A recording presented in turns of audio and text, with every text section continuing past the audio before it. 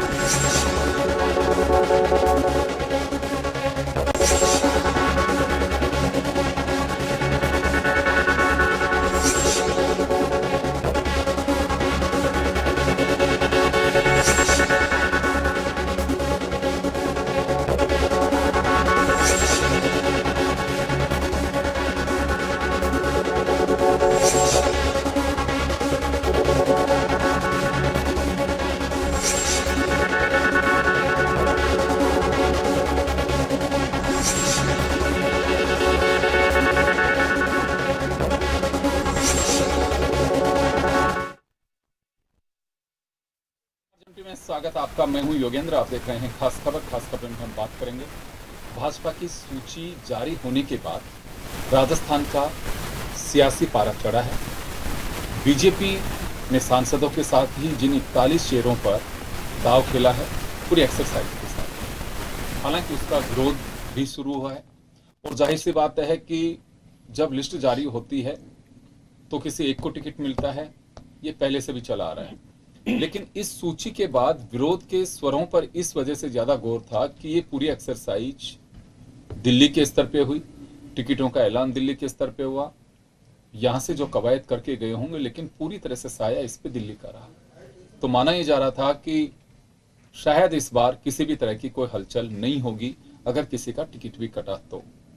खैर, लेकिन अभी इलेक्शन की डेट, वोटिंग की डेट दूर है, बीजेपी कैसे मैनेज करेगी। कमेटी बना दी गई है कि कहीं किसी के किसी भी तरह के कुछ गीले शिकवे होंगे तो वो कैलाश चौधरी जो केंद्रीय राज्य मंत्री हैं, उनके नेतृत्व में कमेटी बनी है, उसके पास में जा सकते हैं। उधर कांग्रेस ने चुटकी लिए, खासकर मुख्यमंत्री अशोक गहलोत ने, कि 41 की जो सूची में देख पा रहा हूं, नैतिक हार मान ली है बीजेपी ने कि उन्हें सांसदों को उतारना पड़ा। उधर बीजेपी का पलटवार है कि हमने 41 की सूची जारी की है, जल्दी दूसरी आएगी, लेकिन कांग्रेस के हालात और खराब हैं, वो सूची जारी करने की हिम्मत भी नहीं जुटा पा रहे। तो चलिए किसके क्या दावे हैं। हमारे साथ वरिष्ठ समीक्षक पॉलिटिकल राजेंद्र शर्मा साहब जुड़े हुए हैं, कांग्रेस से हमारे साथ अजय कछवा जी हैं, भाजपा से नवनीत राजपुरोहित जी हमारे साथ में, सभी का स्वागत है। राजेंद्र जी, क्या लगता है आपको, स्वर अभी शुरू हो चुके हैं, जब हम बात कर रहे हैं तो इसके ठीक 1 घंटे पहले बीजेपी ऑफिस के बाहर झोटवाड़ा से पूर्व विधायक और मंत्री रहे राजपाल सिंह शेखावत के समर्थक पहुंचे, उन्होंने विरोध प्रदर्शन किया। तिजारा में मामन सिंह यादव पूर्व विधायक, उन्होंने ऐलान कर दिया है कि मैं चुनाव लड़ूंगा। देवली उनियारा सीट है, वहां पे विरोध शुरू हो गया है। तो ये विरोध के स्वर, चाहे कोई नेतृत्व हो, अपेक्षित रहते हैं कि हाँ ये तो संभव है, रहेंगे, बेशक राजनीतिक दल चाहे कुछ भी कहें। देखिए युवन जी, जो अभी विरोध के स्वर कल जो बीजेपी सूची आई है उसके बाद में आए हैं, और बिल्कुल अनएक्सपेक्टेड नहीं है। ये तो पूरी संभावनाएं बनी रहेगी। दूसरी लिस्ट आएगी तब भी बनी रहेगी, कांग्रेस की लिस्ट आएगी तब भी बनी रहेगी जी। क्योंकि ये जो जब तक नॉमिनेशन फाइल नहीं हो जाता, नॉमिनेशन की लास्ट डेट नहीं निकल जाती, तब तक इस तरह की चीज़ें चलती रहेगी। कहीं किसी सीट पे ज़्यादा होगा, किसी पे कम होगा। अब आज जैसे अभी आप बता रहे हो कि थोड़ी देर पहले जो है बीजेपी कार्यालय पे झोटवाड़ा के पूर्व विधायक रह चुके हैं राजपाल सिंह जी की तरफ से, उनके समर्थकों ने प्रदर्शन किया। दूसरी चीज, तो अब देखिए कहीं ना कहीं सेंटर ने भी जो आला कमान है इनका बीजेपी का, उन्होंने भी कोई ना कोई चीज़ देखी होगी और कुछ होगा। और देखिए आखिरी टाइम तक ये संभावना रहती है कि किसकी अदला बदली वाली, क्योंकि जो कमेटी बनाई है, जो कैलाश चौधरी जी के अध्यक्ष में तुरंत कमेटी बनाई है, इसका मतलब ये है कि बीजेपी डैमेज कंट्रोल करने के लिए भी गंभीर है। अदरवाइज ये कमेटी नहीं बनती, क्योंकि अदरवाइज तो ये देखते कि अभी 2-4 दिन अपन देखते हैं क्या रहता है क्या नहीं रहता है, ऑटोमेटिकली शांत हो जाएगा, सारी चीज़ हो जाएगी। इसका मतलब, पर इसको टालने की जगह पे जो कमेटी बनाई है कि इसको अच्छी पहल माना जा सकता है। बाकी ये जो विरोध के स्वर हैं वो सभी पार्टियों में दिखाई देंगे, कोई सी भी पार्टी हो, चाहे कांग्रेस हो चाहे बीजेपी हो।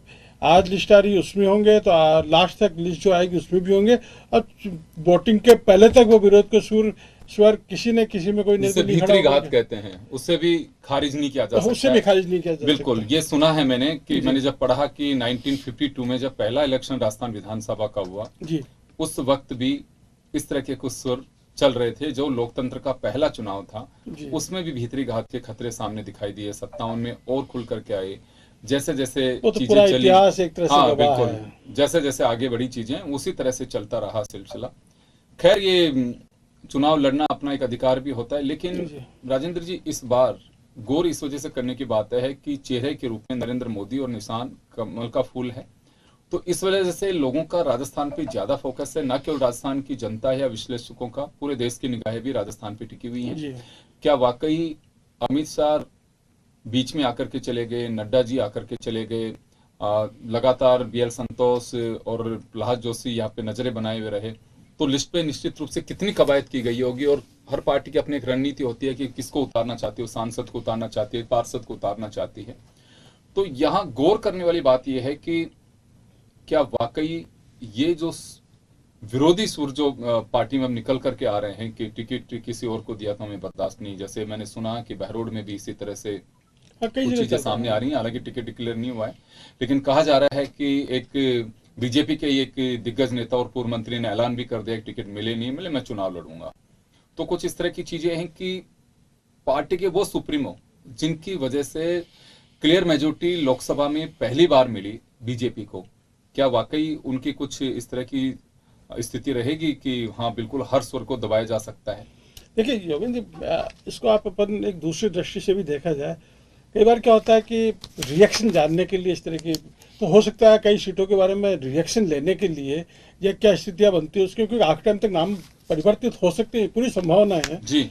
इसलिए मान लीजिए कि कहाँ क्या रिएक्शन आता है, सांसदों को लड़ाने से क्या रिएक्शन आता है, या जो पहले कैंडिडेट था उसके नाम हटाने से क्या रिएक्शन आता है, उसकी दृष्टि से भी देखा जा सकता है जी। इसलिए एक बार अपने को जो भी कोई बात करेंगे तो जल्दबाजी होगी कि उसके बारे में कोई अंतिम निर्णय ले लिया बिल्कुल। जाए। वैसे देखिए टिकट इसमें चेंज होना बहुत मुश्किल है, क्योंकि बहुत ही कम कोई रेयर केस हैं कि जिसमें नाम बदले गए हों। जो लिस्ट एक बार जारी कर दी जाती है, क्योंकि वो जो प्रत्याशी जिसके नाम पर और जो चेहरे अब हम देख पा रहे हैं, कोई भी ऐसा नहीं है कि नया कैंडिडेट जिसको कोई जानता नहीं हो, जिसको लाया गया हो और जिसके लिए कहा जाता है कि तो डमी है, एक बार देखना चाह रहे थे पब्लिक का क्या रिएक्शन आता है, फिर बाद में चेंज कर देंगे। मुझे इन चेहरों में संभावना बहुत कम दिखाई देती है कि इन पे कोई परिवर्तन किया जा सकता है। जिस तरह की तैयारियां इन्होंने शुरू कर दी है, राज्यवर्धन सिंह राठौड़ के लिए मुझे पहले किसी ने बताया झोटवाड़ा में कि राज्यवर्धन जी थोड़ी नब्ज टटोलने की कोशिश कर रहे हैं, पूछ रहे हैं अगर मैं यहाँ से चुनाव लड़ता हूँ तो क्या रहेगा। इसका मतलब कुछ संकेत ऊपर से थे और तैयारियां शुरू कर दी गई थी। अजय जी, मैं आपके पास में आना चाहूंगा। गहलोत साहब सहित तमाम कांग्रेस के नेताओं के बयान आ रहे हैं कि सांसदों को उतारना पड़ा, तो सांसदों को उतारने से इस लिस्ट का ऑपरेशन किया जा सकता है या बीजेपी को सिर्फ सांसदों के उतारने से ही कमजोर कहा जा सकता है? देखिए, भारतीय जनता पार्टी की आज जो स्थिति हो रखी है, इनके पास उम्मीदवार ही नहीं है। आज आप देखिए 41 लिस्टों में से 25% सांसद इन्होंने उतार दिए हैं। पूरी लिस्ट आते आते तो मुझे लगता है कि 25 से 25 सांसद राजस्थान विधानसभा में उतार दिए जाएंगे। आप ये देखिए, पिछले 2 जनसभाओं में नरेंद्र मोदी जी राजस्थान में प्रचार करने, बीजेपी का प्रचार करने आए। उन्होंने ये बात कही कि कमल का फूल और नरेंद्र मोदी ही एक पहचान चेहरा होगा। जब उन्होंने जनता अशोक गहलोत की जन कल्याणकारी नीतियों का ठप्पा लगाया, उनको प्रमाणित किया कि ये नीतियां बहुत अच्छी है और ये बंद नहीं होगी, और मैं तो प्रधानमंत्री जी से ये दरख्वास्त करूंगा कि वो जन कल्याण की नीतियां पूरे देश में लागू की जाए। दूसरी बात देखिए, जिस दिन दूसरी बार वो राजस्थान आए तो उन्होंने कहा कि आयुष्मान भारत के तहत 5 लाख लोगों का फ्री इलाज मिलेगा। मैं आपकी बात पे आ रहा हूं, मैं सवाल पे आ रहा हूं।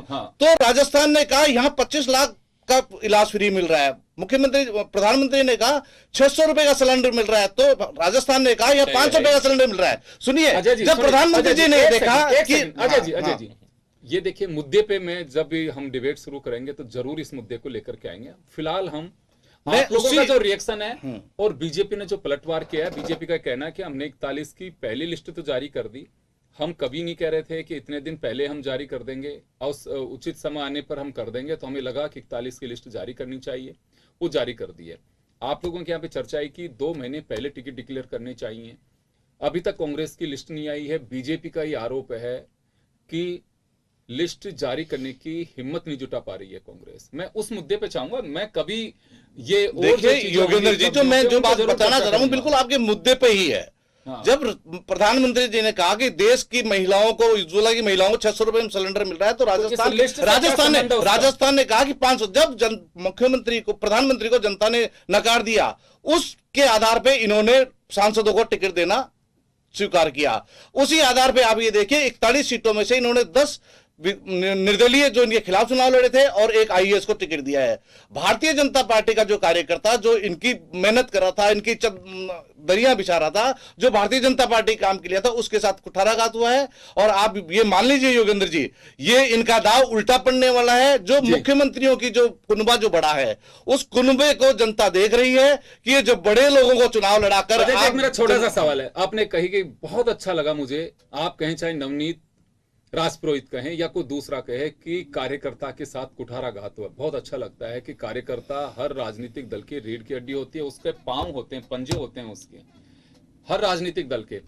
बड़ी अच्छी आपकी पीड़ा है, लेकिन ये गारंटी देंगे कि कांग्रेस में कार्यकर्ताओं के साथ कुठाराघात नहीं होगा? नए लोग कोई आएंगे या कोई पैराशूटिक कैंडिडेट है उनको उतार दिया जाएगा?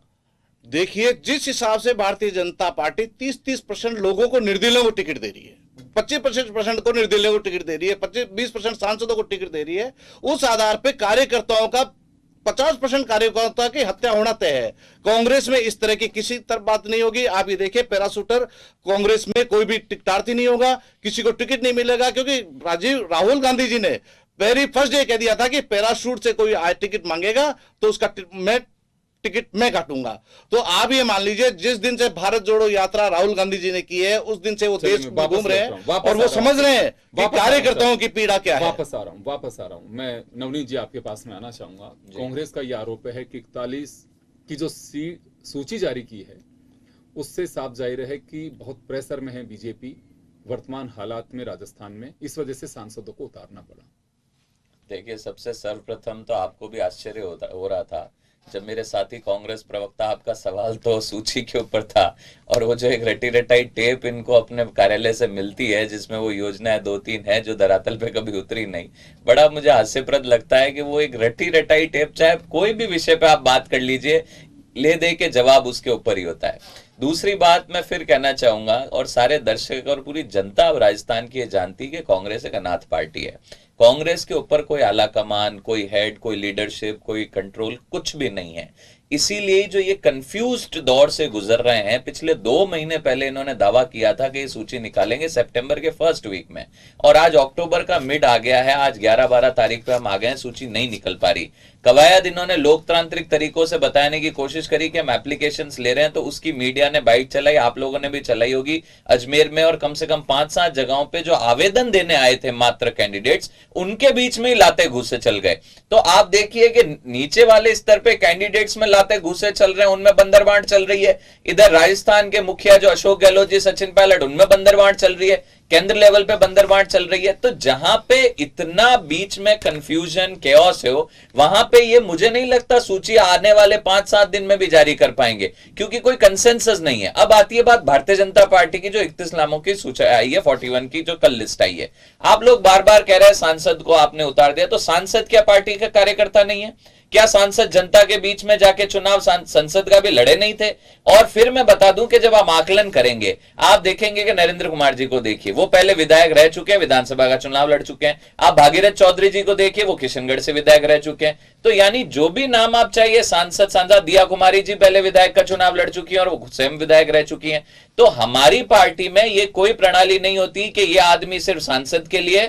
हमारी पार्टी में बड़ा स्पष्ट निर्णय है कि किसी भी विधानसभा की कैलकुलेशन, सर्वे और समीकरण के हिसाब से जो भी जिताऊ कैंडिडेट होगा उसको टिकट मिलेगी। वो चाहे मंडल अध्यक्ष हो, चाहे वो पार्षद हो, चाहे वो पंचायत समिति का सदस्य हो, या सांसद हो, या विधायक हो। हमारी पार्टी में इस तरह का कोई कंफ्यूजन नहीं होता। सेंट्रल इलेक्शन कमेटी जो दिल्ली में बैठती है, उसकी मोदी जी की अध्यक्षता में वो मीटिंग होती है, और जो पूरे सर्वे हैं, ग्राउंड रिपोर्टर, जो जनता की आवाज है और जनता के बीच का नेता है, उसका नाम वहां पे फाइनल होता है और उसको टिकट दी जाती है। और कल की 41 वाली सूची में अगर आप नोट करें तो हमने जो कैटेगरीज बनाई है उसमें ज्यादातर सी और डी कैटेगरीज की सूची की वो जो कल आई है वो सूची है। और उसमें मैं विश्वास से कहता हूं कि जो कैंडिडेट्स चुने गए हैं बिल्कुल जनता के बीच के कैंडिडेट है, और जो माहौल कल से बन रहा है, पॉजिटिव माहौल, उसको देखते हुए लगता है कि कल की सूची में मैं गारंटी कहता हूं कि 50 से 60% वो कैंडिडेट सीट निकाल के लाएंगे आने वाले चुनाव। 40% आप क्यों मान के चल रहे हैं कि वो हार सकते हैं?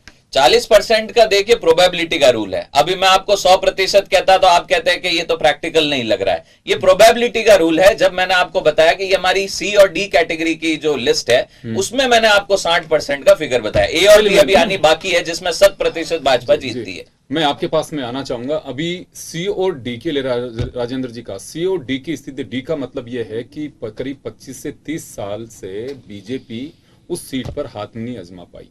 3 से ज्यादा बार से चुनाव हारी। 3-4 बहुत सारी सीटें ऐसी हैं जिनमें टिकट दिया है कि बीजेपी एक आध बार कभी जीती है तो जीती है, नहीं जीती। जैसे नवलगढ़ है, नवलगढ़ से नहीं जीती कभी। तो ऐसी सीट, खासकर अब आप विद्याधर नगर लीजिए, इसको आप किस कैटेगरी मानेंगे? आई थिंक ये तो ए कैटेगरी की सीट है। विद्याधर आप बी कैटेगरी में आप तिजारा को ले सकते हैं, क्योंकि वहां से बीजेपी जीतती रही है। मामन सिंह यादव एक ही चुनाव तो हार के गए हैं। झोटवाड़ा भी बी कैटेगरी की है। झोटवाड़ा है। तो कई ऐसी सीटें हैं जहां पे सांसदों को उतारा गया है। आपकी सांचौर सीट ले लीजिए। तो ये बीजेपी का महज एक दावा कहा जा सकता है, एक रणनीति का हिस्सा होता है, क्योंकि जहां पे कैटेगरी वाइज अगर हम बात करें तो आपको लगता है कि वाकई कैटेगरी के हिसाब से तो नहीं कह सकते हैं, एक रणनीति का हिस्सा कह सकते हैं बस केवल हम इसे? नहीं, आप इसको पॉलिटिकल स्ट्रेटेजी मान करके चलिए, बस। क्योंकि देखिए और हर पार्टी की अपनी रणनीति हर होती है। हर पार्टी की अपनी रणनीति होती है, और ये एक तरह से मैं तो ये मान के चलता हूँ कि ये तो जो कार्यकर्ता हैं उनको भी टटोलने की कोशिश की गई है इसके माध्यम से, और एक पब्लिक के मूड का भी टटोलने की कोशिश की गई है, क्योंकि ये जो लिस्ट है इसके बाद इसके जो रिएक्शंस आ रहे हैं, पहली चीज़ तो जैसे झोटवाड़ा वाली या दो तीन जगह पे जो रिएक्शंस आ रहे हैं, कम से कम आला कमान ने या बीजेपी ने इतना बड़े रिएक्शन की संभावनाएं नहीं सोची होगी, फिर भी देखने को आ रहा है। अच्छा, दूसरी चीज़ क्या, जैसे झोटवाड़ा की सीट की बात करते हैं तो 1 लाख से ज़्यादा वोट लेने वाले हारे हैं, जरूर निश्चित रूप से राजपाल सिंह जी हारे हैं, इसमें कोई दोहरा नहीं, पर 1 लाख से ज़्यादा वोट ही उन्होंने लिए, तो कहीं ना कहीं उनकी वहाँ पर थी। पर इसलिए प्रयोग के रूप में या रिएक्शन के रूप में या कुछ और कोई अपेक्षा रख करके बीजेपी ने ये सब नाम 41 नाम घोषित किए हैं, इसलिए उसके अभी तो अपने को देखने की जरूरत है कि क्या रहता है आगे, क्योंकि इतनी जल्दी यदि कैलाश चौधरी जी की कमेटी गठित की गई है तुरंत, यानी कल आपने घोषणा की आपने 41 सीटों की, आज दूसरे दिन आपने उसके रिएक्शन को देखते दूसरे दिन कैलाश चौधरी जी की अध्यक्षता में कमेटी घोषित की, इसका मतलब कहीं न कहीं एक मेरा सवाल हो रहा है, मैं दूसरी बात एक और जानना चाहूंगा। हर पार्टी ये दावा करती है कि कार्यकर्ता और जनता के मन को टटोल करके कैंडिडेट उतारे गए हैं, इस लिस्ट में ऐसा लगता है आपको? जनता के मन की बात करो, कार्यकर्ताओं से कौन पूछ करके टिकट डिक्लेयर करता है? सर्वे रिपोर्ट जाती है। मैं एक बात और बताना चाहूंगा आपको, जिन चेहरे मैं देख पा रहा हूं, 17 लोगों से मेरी बात में उन्होंने बायोडेटा भी नहीं दिया था कि हमें एमएलए का चुनाव लड़ना है। हाँ, ये होता है, ये राजनीतिक दलों की सच्चाई बता रहा हूं मैं। और अगर नवनीत जी चाहे तो मैं ऑफ द रिकॉर्ड इनको लिस्ट दे सकता हूं कितने बजे इस व्यक्ति से मेरी बात हुई थी कि मैंने बायोडेटा ही नहीं दिया। नहीं, ये तो आप निश्चित रूप से मान लीजिए, जनता के बीच के नेता हैं, पहले चुनाव लड़ चुके हैं, लगातार इलेक्टोरल पॉलिटिक्स में हैं। नहीं, मैं वो नहीं कह रहा। आप कह रहे हैं मैं कार्यकर्ताओं का समय बर्बाद और कैसे कागजों को बर्बाद कराया जाता है हर राजनीति में। आप पे अकेले को कटघरे में नहीं खड़ा कर रहा हूं, कांग्रेस की सूची आ जाने दो, क्योंकि सूची आपकी है तो सवाल आपसे हो रहा है। ये सभी की स्थिति तो कार्यकर्ता के, सुनिए, कार्यकर्ता के क्या मतलब उसके साथ में एक प्रताड़ना राजनीतिक दल करते हैं कि उसको बस में, किस हर आदमी के पास में फॉर्च्यूनर नहीं है, ड्रेस कोड हो गया ये कि आजकल फॉर्च्यूनर गाड़ी है आपके पास में तो लगता है कि हाँ टिकट के योग्य हैं। बस में धक्के खाने वाले बहुत कम, को एक आध कोई बिरला हो गया तो कोई कैंडिडेट नहीं मिलता तब उसको टिकट दिया जाता है। मैंने खुद ने देखे, नीचे मेरे जिस ऑफिस के नीचे मैं बैठा हूं उसके ठीक नीचे ग्राउंड फ्लोर पे फोटो स्टेट की कॉपी की दुकान है। कई पार्टियों के नेता बेचारे वहां बंडल बनवाते हैं फोटो कॉपियों से कि आज इस नेता को देके जाना है, आज इस प्रभारी जी ने मांगा है, आज ये फला चुनाव प्रभारी जी ने मांगे हैं, बंच के बंच दे करके जाते हैं। सही कर रहे हो। तो जब लेना ही नहीं है तो क्यों बेचारों के पैसे और उनका समय बर्बाद करवाया जाता है? अच्छा लगता है आपको? बिल्कुल, और नहीं, निश्चित रूप से मान लीजिए आप एक इस बात को निश्चित रूप से मानिए कि इन्होंने 7 सांसदों को जो टिकट दिए तो 7 सांसदों ने तो कम से कम अपना बायोडाटा नहीं दिए होंगे, इसमें तो बात के बचल, तो वो तो एक बिल्कुल अलग चीज है। अब ये देखिए कि निश्चित रूप से इन ये 7 जो सीटें हैं सांसदों वाली, यहाँ से निश्चित रूप से कई लोगों के बायोडाटा आए होंगे। अब या तो ये हुआ कि उन बायोडाटा को सबको अलग कर दिया गया, सातों का तो स्क्रूटनी के अंदर ये कि इनको तो देखना नहीं, अपने को तो 7 सांसदों को पहले से ही कहीं ना कहीं मानस बना होगा कि इनको तो यहाँ से खड़ा करना है, इनको यहाँ से लड़ाना है। तो इस चीज को तो आप देखेंगे, इसलिए कार्यकर्ता मैं सिर्फ मेरा सवाल उस सवाल के साथ एक सुझाव भी है, मैं इस वजह से कह रहा हूं, देखिए हर राजनीतिक दल दूसरे से के रिमोट से नहीं चलता है, क्योंकि चुनाव उनको जीतना है। चुनाव में मैजिक नंबर उनको लेके आना है, इसमें कहीं कोई वो भी नहीं है कि दूसरे के हिसाब से आप चलिए। सिर्फ मैं ये कहना चाहता हूं कि पार्टी आलाकमान बैठकों का दौर करके क्यों समय बर्बाद करते हैं, कार्यकर्ताओं को क्यों तपाते और थकाते हैं। साफ कह देना चाहिए कि पार्टी की रणनीति भैया जो जिता होगा उसको देंगे, लेकिन आप ही के बीच में से होगा कोई, ये आप भरोसा रखिए। ऐसे ऐसी स्थितियां बनती है दोनों पार्टियों की। अगर ये कहीं कि हमारे नहीं होता तो मैं उदाहरण दे सकता हूं, सुबह उसी पार्टी के खिलाफ बयान, दोपहर में पार्टी के मुख्य नेता से मुलाकात और शाम को विक्ट्री सिंबल के साथ में, टिकट के साथ में, और हार गए फिर वो। हाँ, ये तो है। हाँ नवनीत जी, आप बोलिए, कुछ कह रहे हैं। मैं आपकी बात का जवाब दे रहा हूं कि आपने कहा कि कार्यकर्ता के साथ कुठाराघात होता है या कार्यकर्ता वो बायोडेटा आप अकेले पर मत लीजिए, हर राजनीतिक दल, मेरी पार्टी का, मुझे आपने हर राजनीतिक दल के लिए बोला होगा, लेकिन मैं भारतीय जनता पार्टी जिस संगठन से मैं आता हूं उसकी बात कर सकता हूं। आज मेरे जैसा कार्यकर्ता भी अगर आकांक्षा रखता है कि विधानसभा चुनाव लड़ने की, तो मेरे को आवेदन देने का एक विंडो दे रखा है, आवेदन देने की एक प्रोसीजर है, और हमारे कार्यालय में बकायदा एक पूरा सेपरेट ऑफिस है जहां जिनके भी आवेदन आते हैं उनके बकायदा रिकॉर्ड में दर्ज जो होते हैं, मुझे नहीं लगता कांग्रेस या किसी अन्य पार्टी में ऐसा सेपरेट कोई चैम्बर बना हुआ होगा। आपके ये लोकतांत्रिक प्रणाली है, आवेदन करने का आपका अधिकार है, उस अधिकार के तहत आप आवेदन करते हैं और उसको बिल्कुल सहज सम्मान स्वीकारा जा सकता है। मैंने पहले भी कहा, आवेदन आप करते हैं, पार्टी आपका आवेदन लेती है, उसके बाद जो समीकरण ग्राउंड में देखती है उसके हिसाब से, अगर आपके आवेदन के हिसाब से आप जिताऊ कैंडिडेट होंगे तो आपको टिकट मिलेगी। ऐसा नहीं है आज राजपाल शेखावत जी हैं या कोई भी, किरोड़ी लाल मीणा जी, किसी भी भारतीय जनता पार्टी के बड़े नेता को ले लीजिए, उसने भी कभी कभार तो अपना शुरू में आवेदन दिया ही होगा। आज वो 15-20 साल की राजनीति के बाद इस स्तर पे पहुंचा है कि पार्टी उसको बुला के टिकट दे रही है। तो ये प्रक्रिया से हर कार्यकर्ता गुजरता है और मुझे नहीं लगता कि मैं आपके चैनल के माध्यम से ही बोलना चाहता हूं, स्वयं एक कार्यकर्ता होने के नाते, कि किसी भी कार्यकर्ता को इससे हताश या कोई डिमोरलाइज होने की आवश्यकता है। ये श्रम है, हम संगठन में एक विचारधारा पे चलते हैं, हमारे श्रम में पेशेंस भी चाहिए, धैर्य भी चाहिए। हो सकता है पार्टी को अगले चुनाव में ऐसा लगेगा कि अगर मैं जीता हूं मुझे टिकट देगी, कोई और जीता होगा उसको टिकट देगी। इवेंचुअली हर कार्यकर्ता चाहता है कि पार्टी की सरकार बने, राजस्थान में भारतीय जनता पार्टी की सरकार बने और हमारी विचारधारा से हम भारतीय जनता पार्टी का भी विकास कर पाए। अगर प्रदेश अध्यक्ष है तो बूथ अध्यक्ष तक का हर कार्यकर्ता की मनसा यही है और उसका उद्देश्य यही है जिसके लिए वो दिन रात दौड़ता है। वो दिन रात, हमारी पार्टी का कार्यकर्ता किसी स्वार्थ के लिए नहीं दौड़ता कि मुझे टिकट मिलेगी इसलिए मैं दौड़ रहा हूं, वो एक विचारधारा से दौड़ रहा है और उस विचारधारा को स्थापित लेकिन मैं करने एक का बात हमारा जरूर लक्ष्य कहना है। चाहूंगा नवनीत जी, ये आप ये दावा नहीं कर सकते कि हर कार्यकर्ता बीजेपी में जो जुड़ा हुआ है बीजेपी के सिंबल से, या कार्यकर्ता जो बना है जिसने साधारण सदस्य ले ली, कि उसकी सोच आप जैसी ही होगी। ये मैं आपको साफ कर देना चाहता हूं, क्योंकि बहस बहुत लंबी हो जाएगी। मैं कुछ उदाहरण भी गिनाऊंगा और आपको मैं बता भी सकता हूं कि आप देख लीजिए आपके दावे की सच्चाई ये है। लेकिन बहुत अच्छी बात है, होनी यही चाहिए। पार्टी में 200 विधानसभा सीट है, मांगने वाले 10,000 होंगे, किसी 200 को टिकट मिलना है, होना वही चाहिए। ये बात मैं आपकी से सहमत, इसे मैं खारिज नहीं करूंगा, अच्छी बात है। कार्यकर्ता की सोच भी यही होनी चाहिए। मैंने पहले ही कहा कि कार्यकर्ता हर पार्टी के रीढ़ की हड्डी नहीं है, पांव, मैं तो कहता हूं पांव है, उसके पंजे हैं, उसकी उंगलियां, वही कार्यकर्ता हो जिसपे वो खड़ा होकर के चलती है पार्टियां। चल मैं माफी चाहूंगा, समय का अभाव है। खैर 41 की सूची बीजेपी ने जारी की है, अपने अपने अंदाज से। हर राजनीतिक दल का स्वतंत्र और विवेकाधिकार और रणनीति का हिस्सा होता है वो किसको टिकट देता है और किस तरह से दे सकता है। लेकिन डेमोक्रेसी है, हर लिस्ट के ऊपर रिएक्शंस भी आती हैं। वो कांग्रेस ने भी कि कल कांग्रेस की लिस्ट आएगी, जो मैं देख पा रहा हूं कि गोगोई ने कहा है कि स्क्रीनिंग कमेटी की पहली सूची पे एक्सरसाइज ऑलमोस्ट हो चुकी है और जल्दी सूची जारी करेंगे। यही इस तस्वीरें हो सकता है कि कांग्रेस की लिस्ट के बाद भी बने, इसकी कोई दावा या गारंटी नहीं दे सकता। खैर चलिए, मैं खास खबरें आज इतना ही, दीजिए इजाजत, नमस्कार।